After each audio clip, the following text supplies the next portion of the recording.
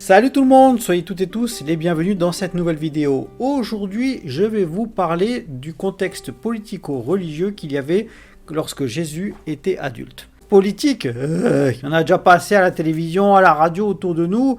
Vous savez, c'est un petit peu comme les élections présidentielles. Tout le monde promet tout, mais on n'a jamais rien. Ce sont tous des menteurs. Et de toute façon, on vote pas pour le meilleur, on vote pour le moins pire, etc. Bref, la politique, ça pue. Je vous rassure, ça va pas être pénible, promis, restez, vous allez voir que c'est super intéressant et surtout ça va aider à comprendre qu'est-ce qui se passait autour de Jésus à l'époque où il était adulte et pourquoi ça a fait du rififi lorsqu'il est arrivé. Alors lors de la vidéo précédente, je vous avais parlé de ce qui s'était passé entre la fin de l'Ancien Testament et le début du Nouveau Testament. Et je vous avais dit qu'au milieu, il y avait eu une grande guerre qui était à la fois civile et extérieure qu'on avait appelée la guerre des Maccabées, la révolte des Maccabées exactement. Et c'était quoi? C'était une guerre qui faisait que les Juifs, ils en avaient marre que les Grecs leur disent comment ils devaient se comporter religieusement, qu'ils n'avaient supporté pas de faire arrêter tous leurs sacrifices envers Dieu. Et le comble de l'horreur, ça a été bien sûr le sacrifice d'un animal impur à des dieux païens dans le temple de Dieu. Et c'est ça qui a déclenché le feu aux poudres pendant 25 ans. À la fin de cette guerre, les Juifs ont gagné. Et c'est là qu'il y a eu plusieurs petits groupes religieux qui se sont créés. Alors, pourquoi religieux? Il faut comprendre, quand je dis religieux, c'est politico-religieux. C'est-à-dire des gens qui font à la fois de la politique, mais qui étaient des groupes religieux. Pourquoi? Parce qu'en fait, à l'époque, les Juifs, ils étaient dans ce qu'on appelle une théocratie. D'ailleurs, ce mot compliqué, ça veut dire simplement qu'un pays, les lois de ce pays, ce sont des lois religieuses. Et bien là, les Juifs, c'était pareil. Ils étaient dans une théocratie. Et à la fin de la révolte de Maccabée, lorsque tout était terminé, comme il n'y avait plus de prophètes, qu'on n'entendait plus Dieu, il y a plusieurs groupes qui se sont créés et qui disaient que eux, ils avaient chacun le droit de dire que c'était eux les patrons, les big boss, et que c'est eux qui décidaient qu'est-ce qui était bien et qu'est-ce qui n'était pas bien pour le peuple et comment interpréter les Écritures. Ah, ça c'est compliqué, ça rappelle vraiment la vraie politique. Il y a une loi, mais chacun interprète un petit peu comme il a envie, selon comment ça l'arrange. Bref, passons. Donc, il y a eu plusieurs grands groupes qui se sont créés, et je vais vous parler des 4 plus grands groupes qu'il y avait à l'époque où Jésus, il a commencé à être adulte, il a commencé son ministère. Alors, pour commencer, ce qu'il faut savoir, c'est que le premier groupe le plus connu, c'est le groupe des pharisiens, c'est celui qu'on connaît le plus, notamment dans les églises évangéliques. Quand on traite quelqu'un de pharisien, on sait très bien que c'est un mot très péjoratif, et que ça veut dire que c'est quelqu'un qui est très religieux dans le mauvais sens du terme. Pourquoi? Parce que dans la Bible, il y a Jésus qui dit qu'il fallait se méfier des pharisiens et des sadducéens, notamment de la loi. Pourquoi? Qu'est-ce qui s'est passé? On va d'abord s'attarder sur les pharisiens. Donc les pharisiens, leur groupe est né à la fin de la révolte de la guerre de Maccabée. Ce groupe-là, ils ont découvert qu'en fait, à force d'être trop à proximité avec des étrangers, bon là c'était les Grecs, mais aussi tous les autres, le peuple il commençait un petit peu à se disperser, à commencer à remettre des choses en question, etc. Et les pharisiens ils se sont dit, bon, on va joindre l'utile au religieusement correct, on va dire, et on va créer des lois supplémentaires à la Torah et au Tanakh. Et ces lois, ce seront des lois qu'on transmettra de façon verbale. C'est ce qu'on appelle le Talmud. Jusque-là, tout va à peu près bien. Sauf que ces lois, elles ont commencé à devenir de plus en plus nombreuses, de plus en plus dures à mettre en place, et que même au bout d'un moment, elles sont devenues même pratiquement de valeur égale, voire parfois même encore plus importantes que la loi de Dieu. Notamment le fait qu'il y avait, c'était surtout tout ce qui concernait les interdictions alimentaires, le fait de devoir rester pur sans commettre de péché, les rituels à accomplir pour rester pur parce que sinon Dieu ne nous aimait pas, etc., etc. Bref, c'était vraiment quelque chose de très pesant.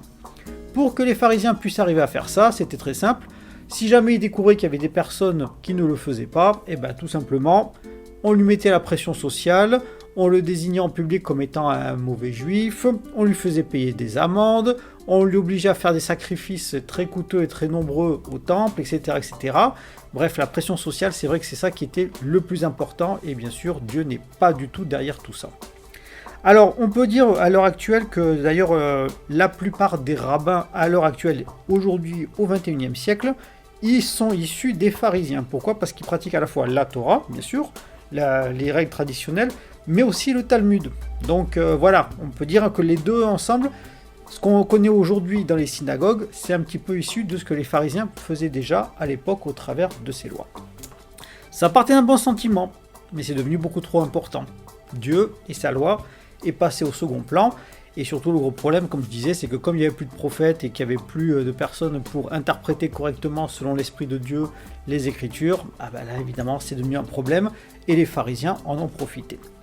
Les pharisiens, ce sont des personnes qui chez elles se comportent de façon très ritualisée. C'est un petit peu comme si, chez elles, c'était un petit peu comme si elles étaient dans le temple de Dieu. Voilà, il y a des règles qui sont très strictes à suivre, des règles de comportement à avoir, etc. etc. C'est vraiment très fermé, il n'y a pas autre mot. J'ai envie de dire même un petit peu avec des œillères comme ça. Comme ce sont pour la plupart d'entre eux des personnes qui sont issues de la classe moyenne, ça va, la plupart des gens les respectent quand même.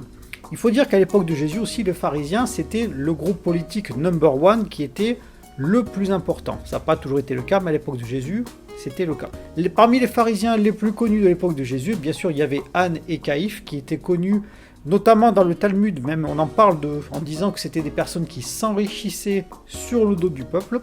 Et pourquoi ? Parce que malheureusement à l'époque, celui qui était grand prêtre, c'était pas forcément quelqu'un qui avait la vocation et qui était reconnu par tout le monde, mais c'était une fonction qu'on pouvait monnayer, soit avec des droits, soit avec de l'argent. Il n'y avait plus du tout la notion sacerdotale très sacrée qu'il y avait à l'époque. Là, c'était plus du tout le cas, c'était vraiment devenu de la politique, de la vraie.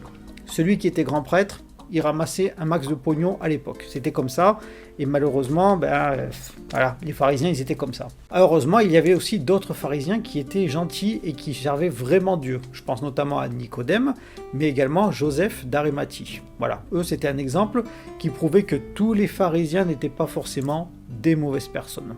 Concernant les Romains, c'est vrai qu'ils acceptaient de force la présence parce que ce qu'ils essayaient, c'était de ménager le maximum leurs droits que eux ils avaient en tant que prêtres, mais également le fait que le peuple, il fallait arrêter les guerres civiles et essayer de préserver un minimum la paix au niveau du peuple.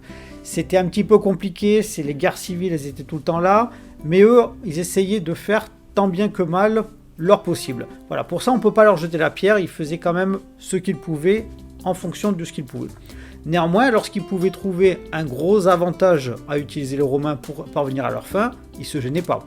Par exemple, lors du procès de Jésus, eux ils voulaient tuer Jésus, mais à cause de l'occupant romain, ils n'avaient pas le droit de le faire. Pour que quelqu'un parvienne à ses fins, il fallait l'amener devant les Romains, et c'était les Romains qui décidaient si oui ou non la condamnation avait lieu. D'ailleurs, on peut voir que les pharisiens n'ont pas hésité à mentir et à tourner les choses à leur manière pour que Jésus se fasse crucifier et parvenir à leur fin. Voilà, concernant les pharisiens, vous savez tout ce qu'il y a à savoir. On va passer à leurs opposants directs, qui sont aussi des religieux, des politico-religieux exactement. Je vais vous parler des Sadducéens. Les Sadducéens, c'est des gens qui sont très particuliers. Alors, on ne sait pas exactement quand est-ce que leur groupe il a été créé. On sait juste qu'ils ont été vraiment reconnus en même temps que la création du groupe des pharisiens, c'est-à-dire un peu de temps après la révolte des Maccabées. Pendant très longtemps, les Sadducéens, ça a été un groupe politique qui a été les big boss sur le peuple. Voilà. À l'époque où Jésus était encore enfant, c'était eux qui étaient à la place numéro 1 sur le peuple. Et les pharisiens étaient numéro 2. À l'époque où Jésus est adulte, c'est l'inverse qui s'est passé. Les pharisiens sont devenus numéro 1, les Sadducéens sont venus ensuite. Donc, à cause de toutes ces années et à cause de leur théologie, ils ont encore pignon sur rue. Voilà, on les reconnaît comme étant des vrais dirigeants, donc beaucoup de monde les respecte. Ce sont des personnes qui sont constamment en train de se friter avec les pharisiens sur le plan politique, mais également sur le plan religieux. C'est-à-dire qu'en fait, pour eux, au niveau de la loi religieuse, il n'y en a qu'une seule, c'est les 5 premiers livres de la Bible, c'est-à-dire ce qu'on appelle la Torah, qui est vraiment la loi que Dieu a donnée. Et à partir de là, tout le reste, ça n'a plus de valeur. Alors oui, il y a une petite notion historique, mais pour eux, ils ont tendance un petit peu à vouloir tout effacer, rien de valeur. Les prophètes, non, c'est pas des vrais prophètes, c'était des personnes qui parlaient. Les miracles qu'ils ont accomplis, ça n'a jamais existé. Les anges, ça n'existe pas. Lorsqu'on meurt, tout s'arrête, il n'y a rien qui se passe. Dieu il n'agit pas vraiment sur terre parce qu'en fait il est tout puissant, oui, mais par contre il laisse les gens se débrouiller et il regarde d'un mauvais œil pour savoir s'il foudroie quelqu'un sur place ou pas, littéralement on va dire. Voilà, donc ça, déjà, ça crée beaucoup de friction sur le plan religieux avec les pharisiens.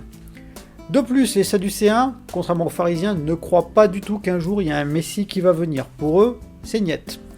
Faut dire aussi que les sadducéens, ils sont issus de la classe aristocratique. Les pharisiens, ils sont issus de la classe moyenne. Mais eux, comme ils étaient aristocratiques, ils étaient blindés de privilèges, de droits, de richesses, etc. etc.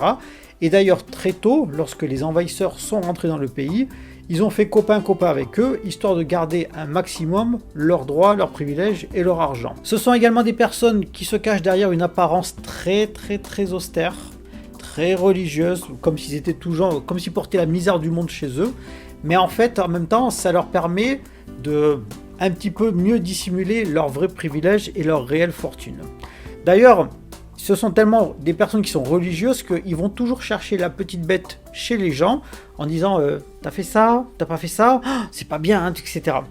Pourquoi ? Parce qu'en faisant comme ça, ils déportent l'attention des gens sur le petit peuple et personne ne regarde ce que eux ils font. Et en même temps, ils gagnent un petit peu en notoriété. Ça vous rappelle pas des choses, ça, en politique ou en religion ? Réfléchissez-y un petit peu. Le seul point positif qu'on pourrait leur trouver, c'est que comme ils veulent absolument que la Torah, toutes les lois que les pharisiens ils ont rajoutées en plus de la Torah, ils veulent pas du tout entendre parler et le combattre. Mais c'est vraiment le seul point positif qu'on peut leur trouver. Il faut savoir aussi que dans la Bible, dans le passage de Luc 20 au verset 27, ce sont spécifiquement des sadducéens qui vont poser une question, entre guillemets, piège à Jésus, parce que, ils sont persuadés que leur question elle va permettre de savoir dans quel camp se situe Jésus, est-ce qu'il est plutôt pharisien, est-ce qu'il est plutôt sadducéen, etc. 2, ça leur permet eux de se mettre en valeur et de dire on connaît la loi de Moïse nous dit qu'il faut faire comme ça. Et 3, savoir un petit peu justement qui est-ce qui va épouser une femme qui était veuve dans une fratrie au fur et à mesure que les frères malheureusement décèdent. Sauf que voilà, la réponse que donnait Jésus à l'époque, elle était toujours pleine de bon sens, de sagesse, mais aussi de prudence, parce qu'à l'époque, avec le contexte social qu'il y avait, et le fait qu'il y avait les envahisseurs, il fallait savoir exactement quoi dire. Et Jésus, pas de problème, il savait toujours quoi dire, heureusement, inspiré qu'il était par son père. Et la réponse qu'il va leur donner, ça va tellement épater les sadducéens, tellement ils s'y attendaient pas, qu'ils vont dire un truc du style « Ah oui, t'as raison, c'est bien, tu as raison, Rabbi, c'est comme ça qu'il faut faire. » Mais en fait, au fond d'eux, ils sont complètement décontenancés et dégoûtés de ce qu'ils vont entendre, parce que c'est pas du tout ce qu'ils attendaient. Ils pensaient au contraire qu'il allait prendre un petit peu leur parti. Bref, au final, les sadducéens, c'est des personnes qui sont toujours en train de tout remettre en question ce que font les pharisiens. Ils sont dégoûtés de plus être les number one. Eux, ce qu'ils essayent, c'est de protéger leurs petites personnes et leurs intérêts. Et si au passage, on peut tacler les autres, on ne se prive pas. Vous aurez compris, c'est des personnes qui sont très opportunistes, très religieuses dans le sens mauvais du terme. Donc, autant que possible, c'est pour ça aussi que... Quitte à choisir, vaut mieux avoir un pharisien en face de soi à l'époque plutôt qu'un sadducéen, si jamais du moins on voulait vraiment servir Dieu. Passons à présent au troisième groupe qui est mon préféré, les Esséniens. Alors les Esséniens, pareil que les pharisiens et les autres, c'est un groupe religieux qui est donc né juste après la révolte de Maccabée, mais là où les pharisiens et les sadducéens, ils étaient très portés sur la politique, les Esséniens c'est l'inverse, ils étaient plus portés sur la croyance.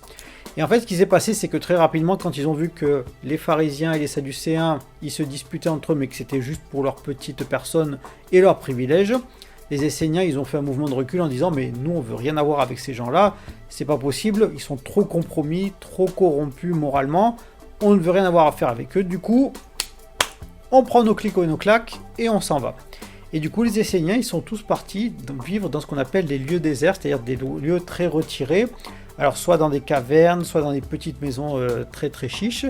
Et ce qui faisait la caractéristique des Esséniens, c'est que c'était des personnes qui étaient un petit peu comme, j'ai envie de dire un petit peu comme les yogis en Inde, c'est-à-dire des personnes qui sont très consacrées, mais du coup, qui vivent dans une forme de pauvreté, qui sont retirées du monde, qui parlent pas beaucoup, si ce n'est pour dire que des choses très pertinentes, et jamais pour essayer de se disputer avec les autres.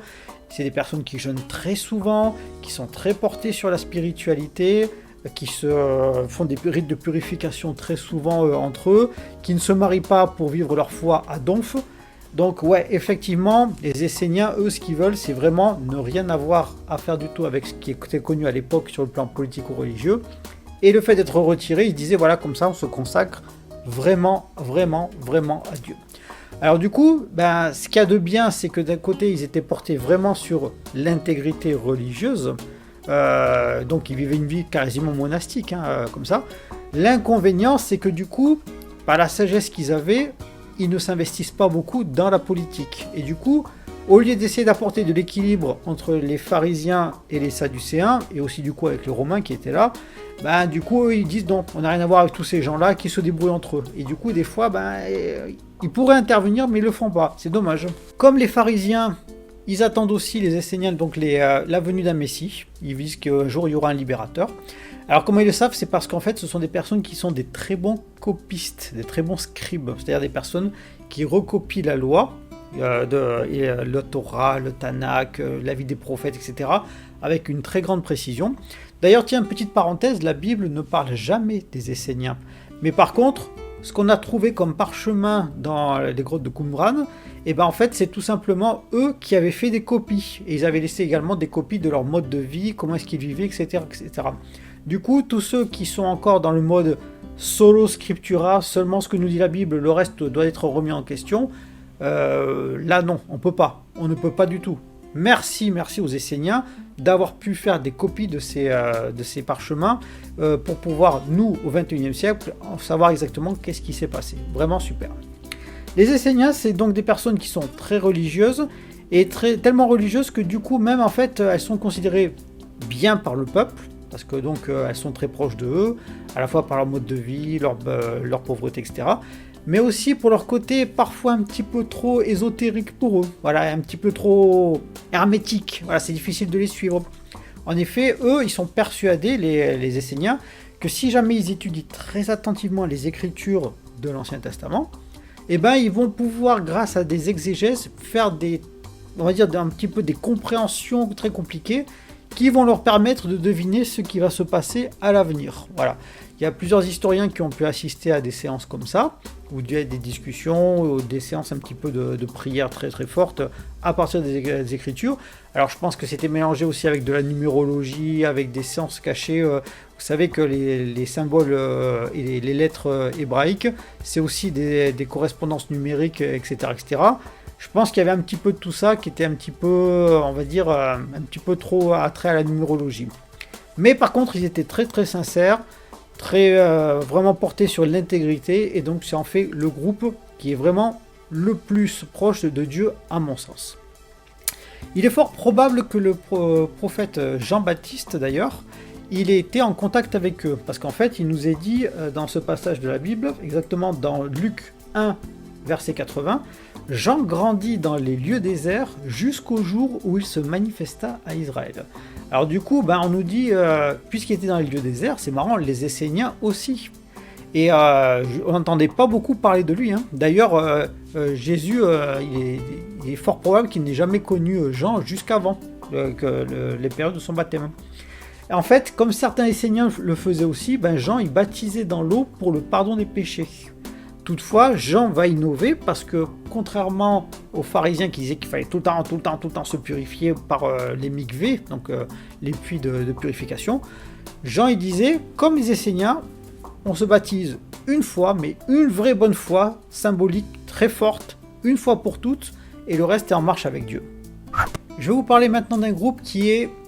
Alors c'est pas un vrai groupe religieux, mais comme il y a beaucoup de religions qui étaient impliquées là-dedans, et c'est un groupe qui était très connu par le peuple, je suis obligé de vous en parler, ce sont les zélotes. Alors les zélotes, c'est un terme qui n'est pas encore très très bien connu de nos jours, mais qui était très usité avant. Les zélotes, ça parlait de personnes qui étaient, comme leur nom l'indique, très zélées, qui avaient un grand zèle. Les zélotes, eux, ce qu'ils veulent, c'est libérer à tout prix le pays. Et pour ça, ils disent que la violence est tout à fait justifiable. Du coup, ce sont en fait une secte, voilà, c'est une secte de terroristes religieux qui disent qu'il faut ramener la pureté du culte de Dieu tel qu'il était avant, et que tous les occupants, qu'ils aient été grecs, romains ou les autres futurs à venir, ce sont des personnes dont il faut se débarrasser à tout prix. Du coup, très régulièrement, il y a des attaques qui sont faites contre les Romains, contre les Juifs qui sont un petit peu trop conciliants avec les occupants, et également avec les étrangers qui sont de passage parce qu'ils sont considérés comme de potentiels envahisseurs futurs. Donc il y a un petit côté xénophobe qui est chez les zélotes et qu'on peut reconnaître. Je vous l'ai dit, la violence est quelque chose qui est tout à fait justifiable chez les zélotes. C'est très connu par le peuple, du coup le peuple il a une sorte de, on va dire, à la fois une petite fascination pour eux parce qu'ils veulent revenir au culte originel de Dieu et de la préservation des traditions juives, ça c'est bien. Mais de l'autre côté, ils se disent, ouais mais attends, est-ce que par leurs actions, c'est pas nous qui allons aussi en pâtir, soit par une contre-réaction des envahisseurs romains, soit par une des actions que les zélotes pourraient faire contre nous par des dommages collatéraux. Donc voilà, le peuple il est un petit peu partagé concernant les zélotes, hein, c'est pas très clair. On peut pas raisonner un zélote parce que pour lui, il a raison, il aura toujours raison.